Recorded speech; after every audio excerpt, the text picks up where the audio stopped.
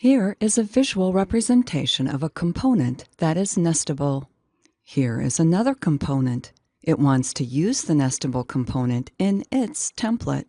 We then refer to the outer component as the container or parent component, and we refer to the inner component as the nested or child component. When building an interactive application, the nested component often needs to communicate with its container. The nested component receives information from its container using input properties, and the nested component outputs information back to its container by raising events. In our sample application, we want to change the display of the 5-star rating from this to this. Displaying the rating number using a visual representation, such as stars, makes it quicker and easier for the user to interpret the meaning of the number. This is the nested component we'll build in this module.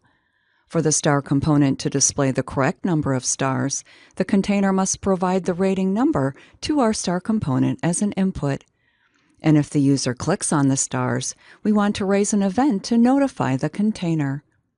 Let's jump right in and build our star component.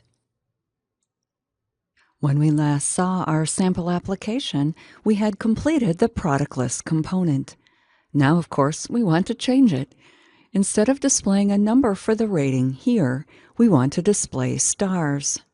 Instead of adding the code to the product list component to display the stars, we want to build it as a separate component.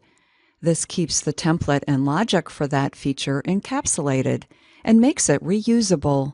So let's begin by creating a star component. The star component can be used by any feature of the application, so it really doesn't belong in our products folder.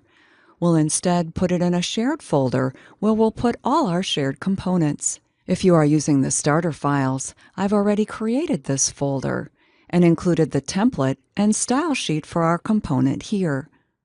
Now we are ready to build the star component. We begin by creating a new file. We'll name it star.component.ts.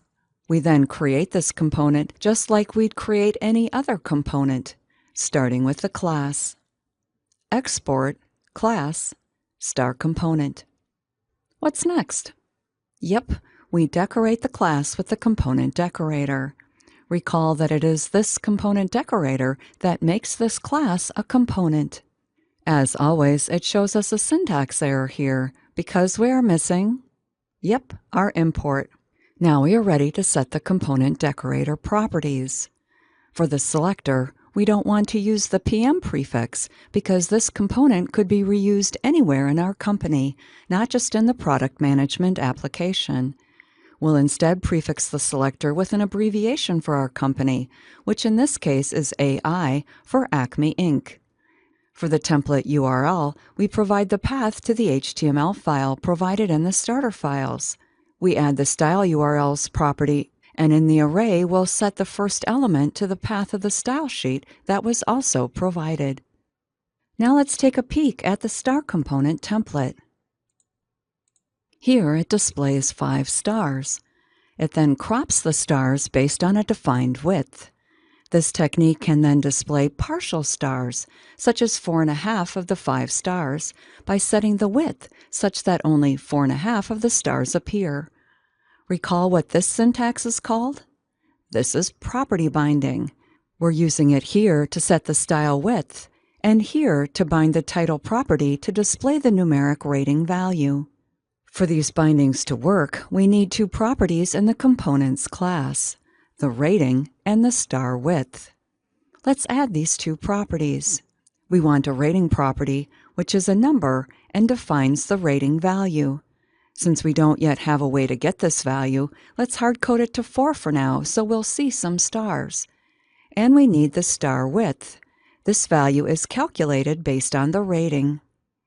So where do we put that calculation? Well, we'd want the star width recalculated anytime the container changed the rating number. So let's tap into the onChanges lifecycle hook as we discussed in the last module. We'll add onChanges to the import statement. We'll implement the onChanges interface. and we'll write code for the ng onChanges method identified in the onChanges interface. In this method, we'll convert the rating number to a star width based on the width of our stars. Our component is now complete, and we're ready to nest it in another component. How do we do that?